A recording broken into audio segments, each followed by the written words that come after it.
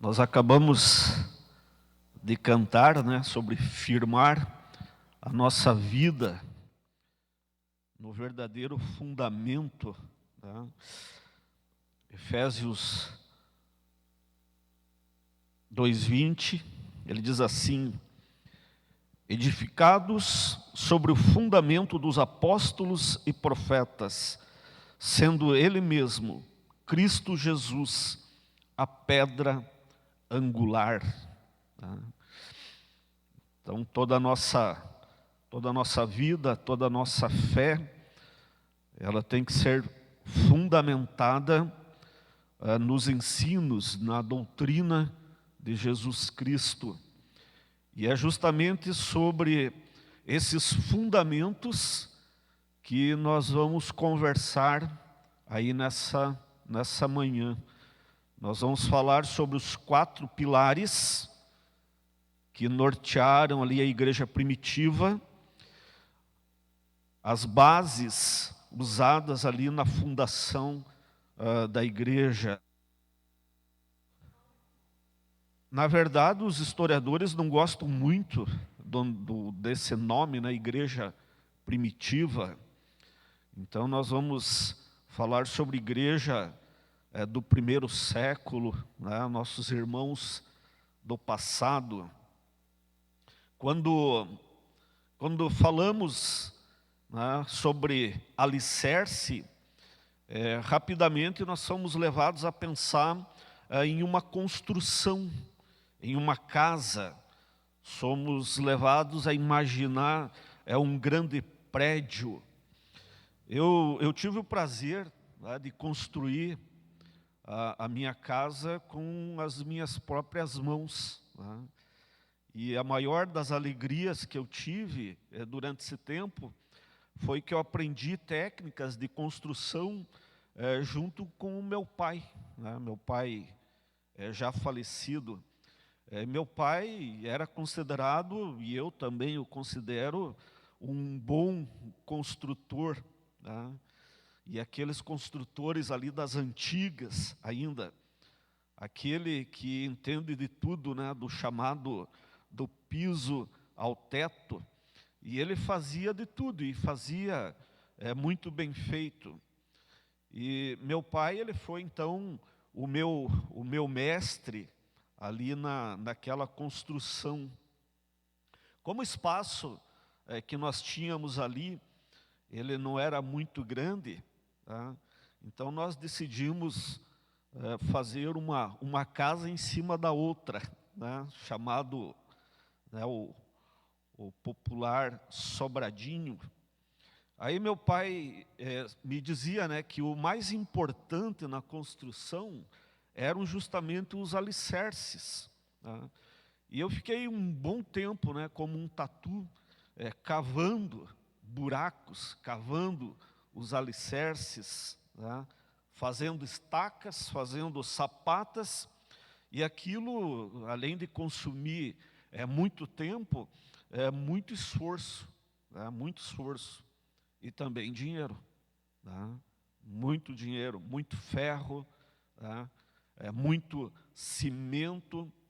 E como muitos dizem, né, o que tem lá embaixo você não consegue ver, né? Você não consegue imaginar a estrutura que existe aqui abaixo para suportar essa construção. Mas uma casa bonita, uma casa chique, se ela não tiver os alicerces devidamente construídos, se ela não tiver uma base forte, ela não se sustenta, ela vai ruir. E eu falava para o meu pai, né, que muitas vezes ele estava exagerando, né? Quantas vezes, pai, você não está exagerando? Eu quero fazer uma casa, não quero fazer um prédio. Aí ele me disse uma coisa, né, que marcou muito, né? Ele disse que você não vai se arrepender de fazer uma base bem sólida, pois depois de construída, se a tua casa apresentar rachaduras, não tem como ficar de pé, tá? Aí a solução é derrubar e começar tudo de novo. Então ele disse, então comece fazendo da forma certa. E eu acredito que nós fizemos da forma certa, porque até hoje minha casa está em pé. Tá? Até hoje não apresenta rachaduras. Tá? Ela tem uma boa sustentação. E por que que a minha casa ela se encontra ainda de pé? Por que que ela não apresenta rachaduras? Por que que ela foi bem edificada? Porque eu decidi obedecer aquele que entendia de construções, né? O meu pai. Eu não entendia nada, ele entendia. A base da igreja, ela foi constituída, ela foi ensinada, ela foi construída por Jesus Cristo. E é devido a essa base bem construída que desde a igreja primitiva, e graças a essa base que lá foi construída, que temos chegado até aqui. E cabe a nós darmos continuidade a essa obra, que através da história, mesmo com lutas, mesmo com adversidades, mesmo com lágrimas, ela tem permanecido. Já falamos que alicerce se constrói. E nós vamos aqui falar então de 4 pilares. Não pilares de apenas uma doutrina, de uma ideia. Mas nós vamos falar onde tudo começou na base. E essa base, ela deu as condições necessárias para que os irmãos do primeiro século permanecessem firmes. E essas verdades, elas foram passando, esses ensinamentos foram passando através dos tempos e chegaram até nós. E nós devemos dar continuidade, ou seja, devemos fazer da mesma forma até a volta de Jesus Cristo, até o noivo ele vir para buscar a sua noiva. Eu quero ler com os irmãos Atos, capítulo 2, de 42 a 47. Saulo, põe para nós lá. Então diz assim: e perseveravam na doutrina dos apóstolos, e na comunhão, e no partir do pão, e nas orações. E em toda a alma havia temor, e muitas maravilhas e sinais se faziam pelos apóstolos. E todos os que criam estavam juntos, e tinham tudo em comum. E vendiam suas propriedades e bens, e repartiam com todos, segundo cada um havia de mister.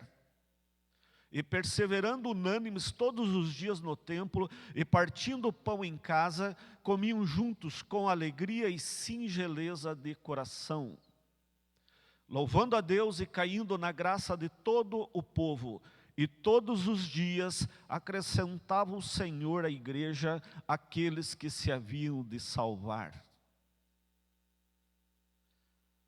Logo no início ele diz, né? E eles perseveravam. Um alicerce, ele é estabelecido para que se torne algo constante, onde mais tarde, mesmo que algo tente abalar ou destruir essa construção, será ali encontrado um alicerce devidamente construído e não será destruído. Essas verdades devem estar devidamente fundamentadas em nossas vidas. O propósito da igreja qual é? A pregação do Evangelho e através dessa poderosa palavra ganhar almas. Quantos irmãos aqui foram impactados justamente pela pregação do Evangelho? E essa é a missão da igreja, propagar o Evangelho. Os irmãos já devem ter se perguntado, e eu já perguntei até para a própria irmã Climenes, por que o pastor fundador aqui dessa casa, depois de tantos anos em uma outra denominação, onde ali ele poderia estar até acomodado, tá?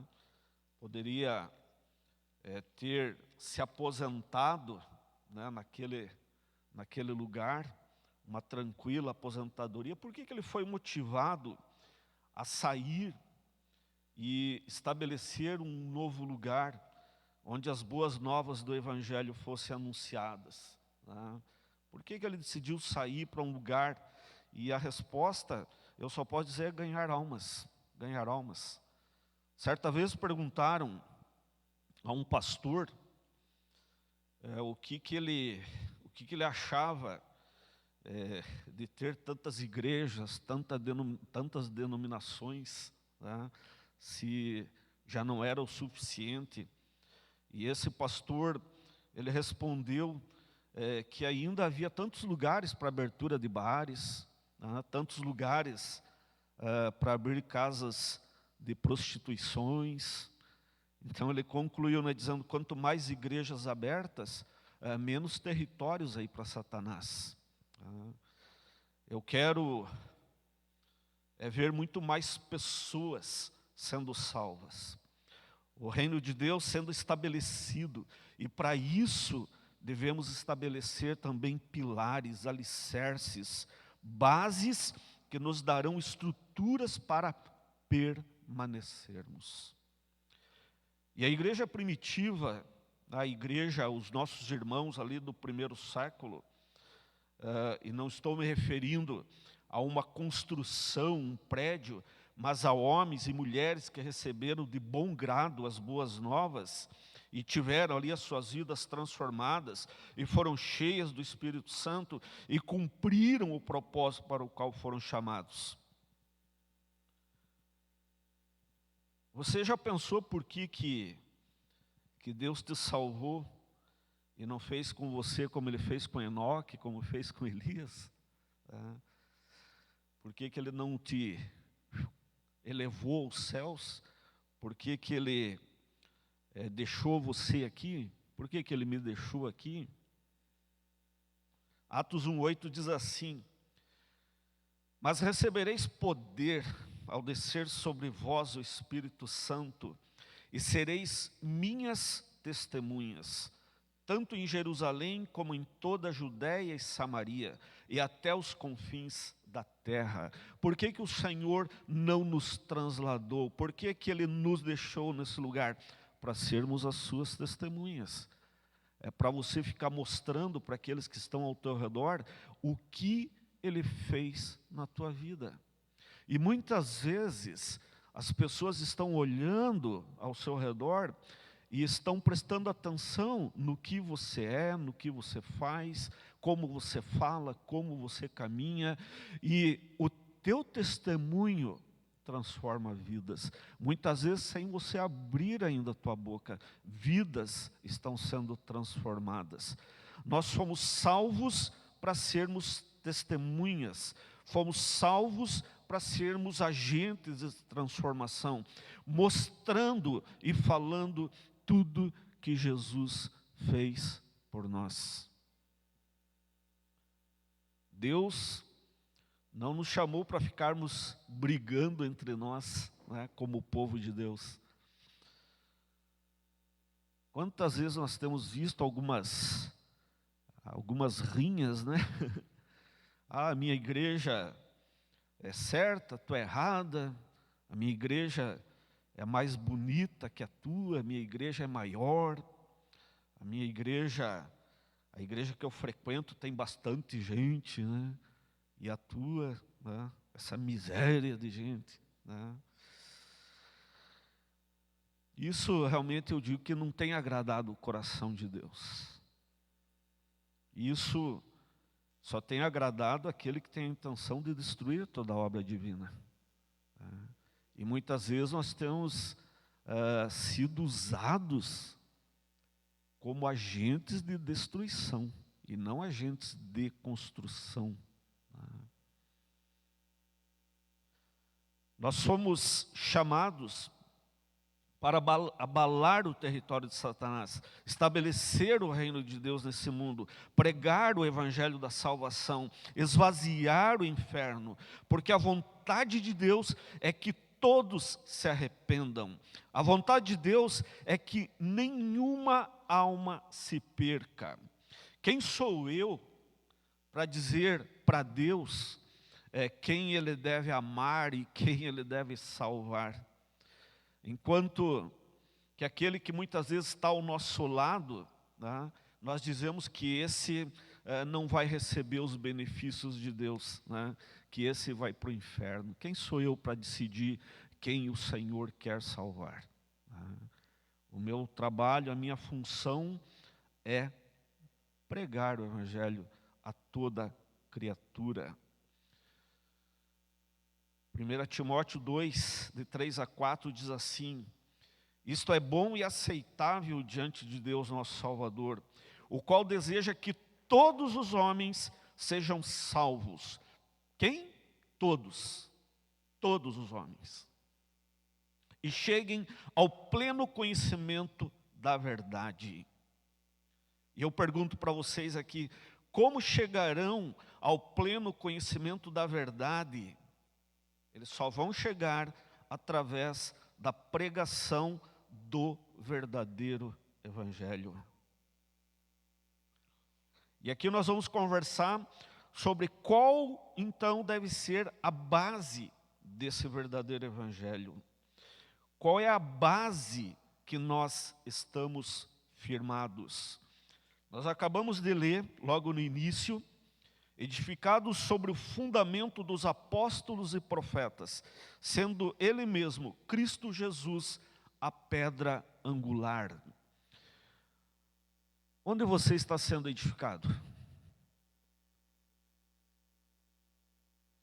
Devemos perseverar naquilo que nos foi ensinado pelos apóstolos, os quais foram estabelecidos no fundamento que é a pedra principal da construção, Jesus Cristo, conforme acabamos de ler.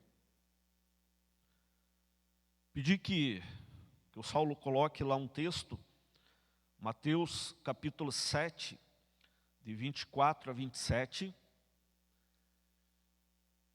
Todo aquele, pois, que escuta estas minhas palavras e as praticas,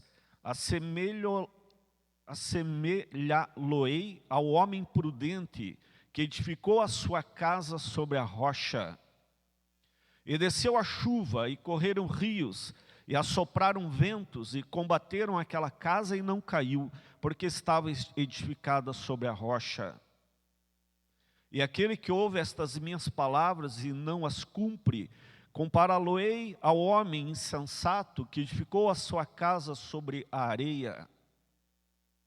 E desceu a chuva, e correram rios, e assopraram ventos, e combateram aquela casa, e caiu, e foi grande a sua queda. Volto a perguntar, você está firmado aonde?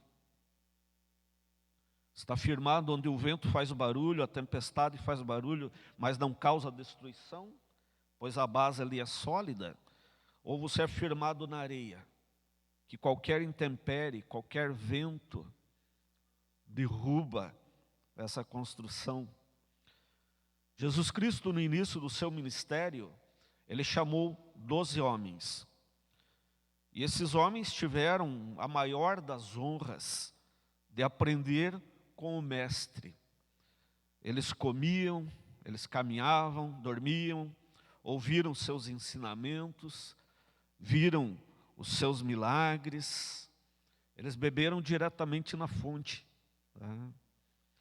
E depois que Jesus ele ascendeu aos céus, a tarefa de dar continuidade a esses ensinamentos ficou a cargo não agora dos 11 iniciais, tá? Porque um deles se desviou ali dos princípios, mas a obra, ela continuou, ela deu seguimento. Tudo aquilo que foi ensinado, houve a continuidade. E na palavra que nós lemos, ela nos deixa aqui 4 fundamentos, os 4 pilares da igreja baseada ali no início, no livro de Atos. E os 4 pilares dessa igreja em Jerusalém eram a doutrina dos apóstolos, a comunhão, o partir do pão e as orações. Mas no início ele fala, e eles perseveravam. Eles perseveravam. Isso não é fogo de palha, né? A definição de perseverança, ela diz que é a qualidade de insistir, de não desistir perante desafios e obstáculos, mantendo firmeza e constância na busca de um objetivo ou na realização de uma tarefa.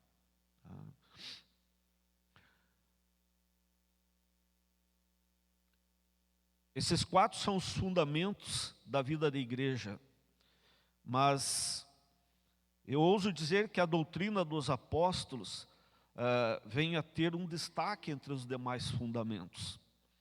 E vamos falar um pouco sobre essa doutrina, né? Quais os ensinamentos, seu conteúdo. Efésios 2, de 19 a 22, ele diz assim, Paulo falando ali aos gentios: assim já não sois estrangeiros e peregrinos, mas concidadãos dos santos, e sois família de Deus. Família de Deus. Edificados sobre o fundamento dos apóstolos e profetas, sendo ele mesmo Cristo Jesus a pedra angular, no qual todo o edifício bem ajustado cresce para santuário dedicado ao Senhor, no qual também vós juntamente estáis sendo edificados para a habitação de Deus no Espírito. Paulo aqui nos diz que o fundamento da igreja, o fundamento da família de Deus, o que sustenta a casa espiritual, o que mantém o corpo espiritual, o que mantém a comunhão, as orações, o amor para com os irmãos, é a revelação da palavra de Deus. Quando ela nos diz que Cristo é o sustento de tudo. Vocês já devem ter visto algumas imagens daqueles arcos romanos, né? Eles vão assentando aquelas pedras, e a pedra que vai no meio de todas, ela normalmente é um pouco maior que as demais.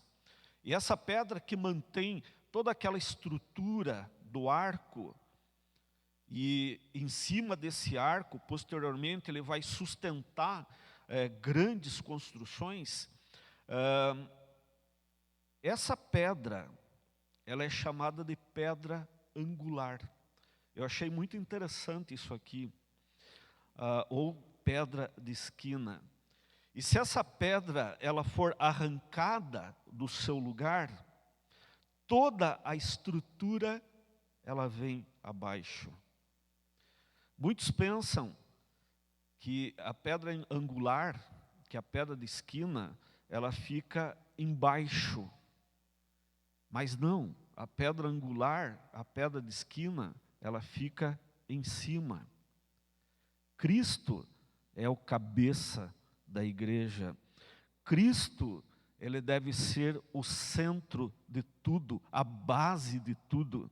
Uma igreja que não tem a mensagem centrada em Cristo, uma igreja que não é direcionada, uma igreja que não tem sustento na palavra de Cristo, ela desmorona, ela vem abaixo. Nós nos chamamos e somos conhecidos como igreja cristã. O nome dessa igreja diz comunidade cristã. Mas se Cristo não for a base de tudo, se Ele não for a pedra angular dessa casa, o que acontece? O Evangelho não tem que ser pregado só lá fora.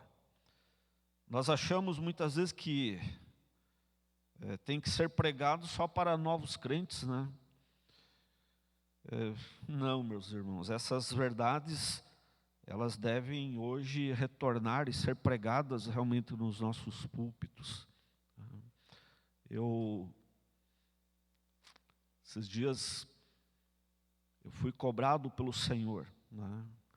Que Ele falou para mim assim, poxa vida, você não acha que você está falando demais sobre tantos personagens bíblicos, né? Você está falando sobre Moisés, você fala sobre Elias, você fala sobre Eliseu, você fala de Paulo, você fala de anjos, mas você não tem falado de mim.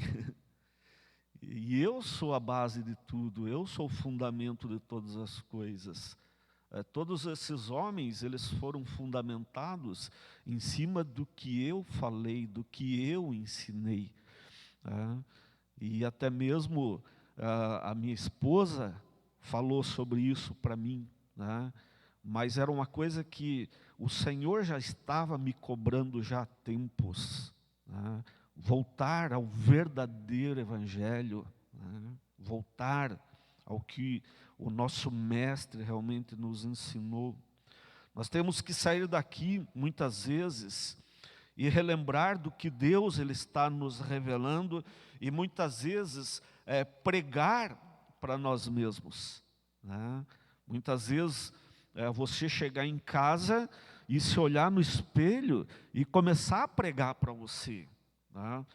Porque o Senhor tem revelado, e muitas vezes nós não temos prestado atenção, entra por aqui, sai por aqui, não gera nenhuma transformação nas nossas vidas. Quantas vezes pregamos um falso evangelho, colocando o homem como centro de tudo? Quantas vezes já ouvi palavras dizendo que Deus deve se adequar às nossas vontades?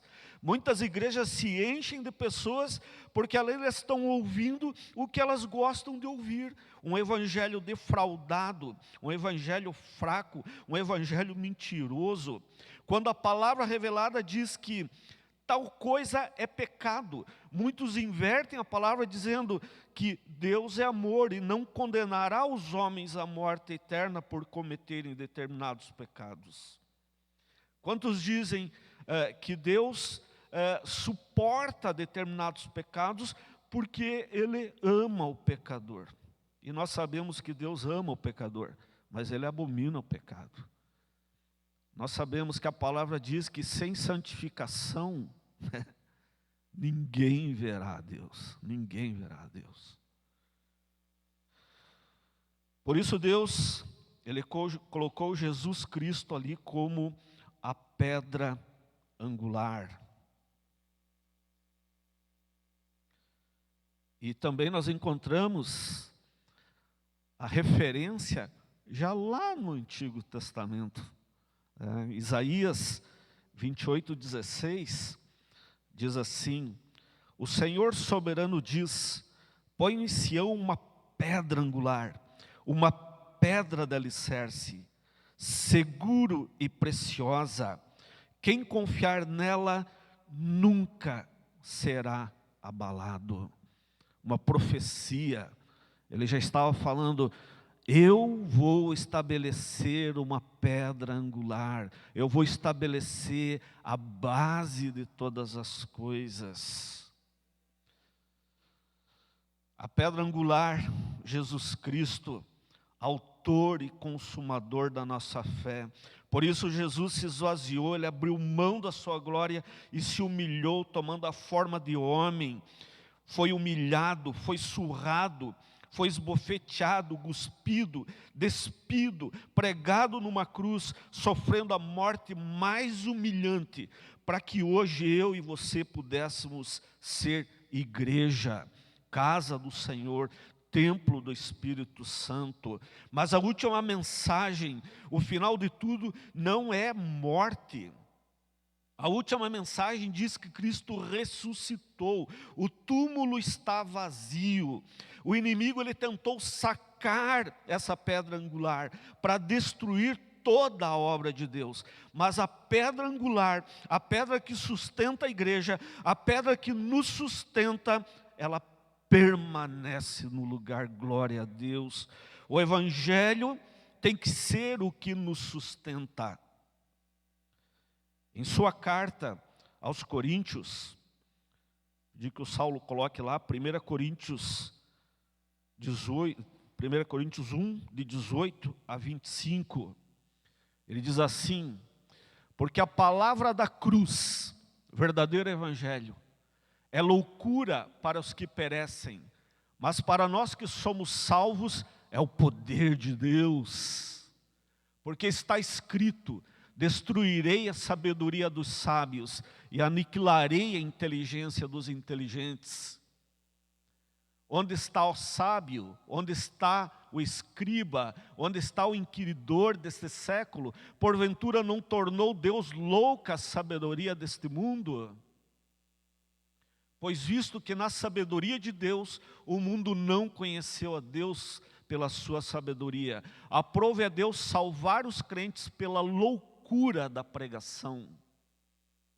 Porque o judeu pede sinal, e os gregos buscam sabedoria. Mas nós pregamos a Cristo crucificado, que é escândalo para os judeus e loucura para os gregos. Mas para os que são chamados, tanto judeus como gregos, lhes pregamos a Cristo, poder de Deus e sabedoria de Deus. Oh Senhor Deus, oh Senhor Deus. O que Paulo está dizendo é que o centro da fé cristã, o evangelho pregado pelos apóstolos, não é um conjunto de ensinamentos filosóficos, mas a pessoa e a obra de Jesus Cristo, a sua vida e morte naquela cruz e a redenção que Ele oferece. Pela desobediência do primeiro Adão, o pecado nos separou de Deus. Adão quis ser igual a Deus. Mas o segundo Adão, Jesus Cristo, sendo em forma de Deus, ele não teve por usurpação ser igual a Deus, mas a si mesmo se esvaziou, assumindo a forma de servo, tornando-se em semelhança de homem, e reconhecendo em figura humana, a si mesmo se humilhou, tornando-se obediente até a morte e morte de cruz. Pela desobediência de um, veio a morte. Pela obediência do segundo, foi quebrada a sentença de morte eterna e foi aberta a porta da vida. No início de Atos, Jesus ele aparece aos seus discípulos e ele diz para eles: permaneçam em Jerusalém, porque ali o Espírito Santo desceria e eles receberiam poder para executar suas tarefas. 500 homens inicialmente se juntaram aos apóstolos, mas como a promessa de Jesus demorava, alguns ou muitos desistiram e permaneceram ali naquele lugar um pouco mais de 120 homens e algumas mulheres também, que a Bíblia relata. 120 perseveraram, 120 não desistiram. E a palavra diz que esses que perseveraram, esses que insistiram, esses foram cheios do Espírito Santo. Atos capítulo 2, pedi que o Saulo coloque lá, 2:42. Ele diz assim: e perseveravam na doutrina dos apóstolos, e na comunhão, e no partir do pão, e nas orações. E em toda a alma havia temor, e muitas maravilhas e sinais se faziam pelos apóstolos. E todos os que criam estavam juntos, e tinham tudo em comum. E vendiam suas propriedades e bens, e repartiam com todos, segundo cada um havia de mister. e perseverando unânimes todos os dias no templo, e partindo o pão em casa, comiam juntos com alegria e singeleza de coração, louvando a Deus e caindo na graça de todo o povo. E todos os dias acrescentava o Senhor à igreja aqueles que se haviam de salvar. Esse foi o princípio de tudo. Muitos dizem que após o Pentecostes, aqui nós temos a formação da primeira igreja. Na minha opinião, a formação da primeira igreja ali iniciou-se um pouquinho antes. Ali logo no início de Atos, nós lemos que os 11 discípulos, eles se reuniam todos os dias no chamado cenáculo. E ali diz que eles perseveravam na oração, porque eles entendiam o que Jesus já tinha falado para eles, que eles seriam cheios do Espírito, né? Que viria um poder do alto. Embora no finalzinho ali que nós lemos em João, ele fala que Jesus, ele apareceu a primeira vez após a ressurreição aos seus discípulos, e ali diz que ele soprou sobre eles o Espírito Santo. Eles já tinham o Espírito Santo. E é interessante, quando nós lemos, ali ele fala, ele frisa, ele dizendo que estavam ali reunidos os discípulos, né? Primeira vez que Jesus aparecia, né? A grande aparição, um grande momento. Mas ali diz que um dos discípulos não estava, na verdade 2, né? Que um era o traidor, mas um deles também não estava, que era Tomé. Tomé não estava. E eu fiquei pensando, onde estava Tomé? Onde estava Tomé quando o Senhor apareceu e soprou o Espírito sobre os seus? E muitas vezes eu olho ao nosso redor e fico pensando a mesma coisa, né? Onde estão os Tomés, né? Quantas cadeiras vazias, né? Estão perdendo a ação do Espírito. O que estão fazendo no momento que deveriam realmente estar perseverando, esperando o que Deus ele prometeu? Perseveravam na doutrina dos apóstolos, na comunhão. Sabem por que eles perseveravam na comunhão? Pela revelação do Evangelho. Eles foram revelados que o sangue de Jesus Cristo derramado, ele nos faz família. E isso independe se nós gostamos aqui um do outro, se gostamos da mesma música, se gostamos da mesma comida. O que nos faz família é o sangue, o que nos une é o sangue de Cristo. Continuando ali na leitura, perseveravam na doutrina dos apóstolos, na comunhão, no partir do pão e nas orações. O momento da ceia, o momento que eles partiam o pão, era algo tão poderoso para eles, algo tão precioso, porque quando eles se reuniam, não era só para comer um pedaço de pão, não era só para tomar um pouco de vinho, mas eles sabiam que estavam sentados à mesa do Senhor.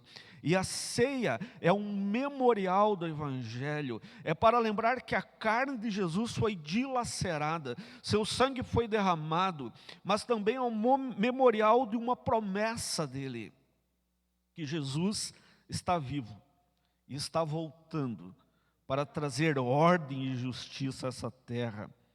E as orações? A Bíblia diz que quando eles oravam, o chão tremia. Você pode imaginar esses homens orando ali naquele salão, e de repente um vento muito forte começa a varrer aquele lugar, e começaram a surgir línguas de fogo, e começaram a pousar sobre cada um daqueles homens que estavam ali, e a palavra diz que eles foram cheios cheios do Espírito Santo. E a partir desse momento, esses homens agora cheios de poder de Deus, agora não existia mais medo, não existia mais timidez. Esses homens agora ousados, eles passaram a pregar o Evangelho de Jesus Cristo. E na primeira pregação de Pedro, a palavra diz que 3.000 pessoas se converteram, e depois 5.000, e depois o Evangelho foi anunciado em toda parte, e a palavra nos diz que todos os dias, vidas eram acrescentadas à igreja. Todos os dias, pessoas sendo salvas. E por que isso acontecia? Eles conheciam Jesus e tinham a convicção de que Ele era o Cristo, o Filho de Deus, aquele que os chamou, os preparou, e que esse Evangelho tem o poder de, através de Jesus Cristo, resgatar e salvar toda a humanidade das garras de Satanás. Eu creio que o que deve arder em nossos corações é realmente o desejo de ver os céus cheios de vidas e o inferno totalmente vazio. Hoje em dia, nós temos visto tantos cursos, estratégias de como acrescentar pessoas às igrejas. E aqui nós somos levados a pensar, que esses homens, eles não tinham nenhum acesso à internet. Esses homens não criaram, na verdade, nenhum tipo de estratégia para ganhar novos membros. Qual era o método, então? Porque todos os dias o Senhor acrescentava à igreja aqueles que iam sendo salvos. O método era a pregação do Evangelho.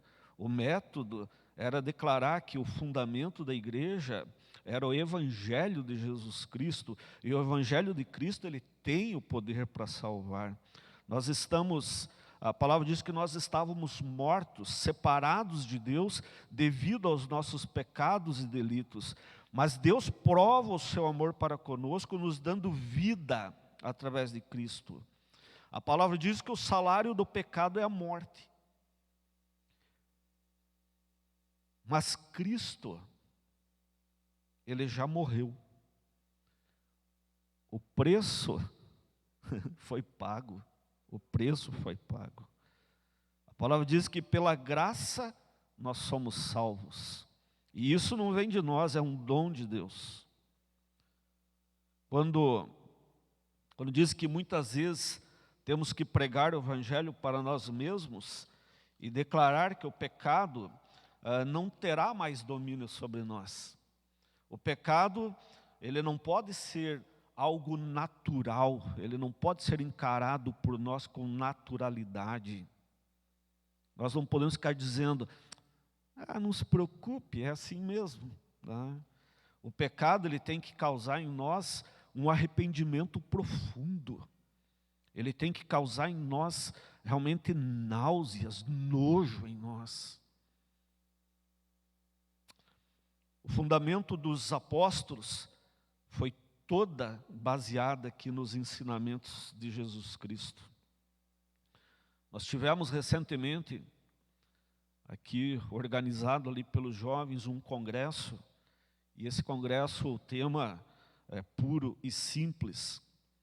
E uma cena que foi apresentado ali no salão de baixo, ela marcou muito para mim, foi a cena quando o sangue escorria por aquela cruz, e aquela cruz, ela ficou manchada com aquele sangue.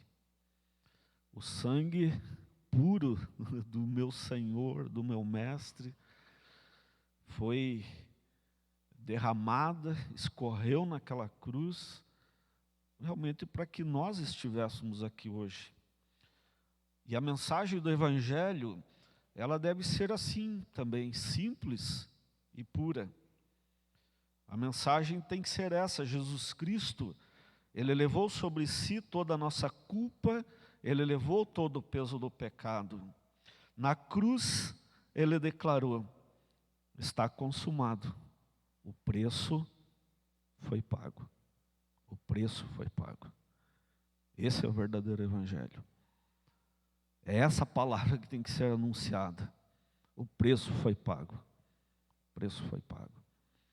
Fecha os teus olhos.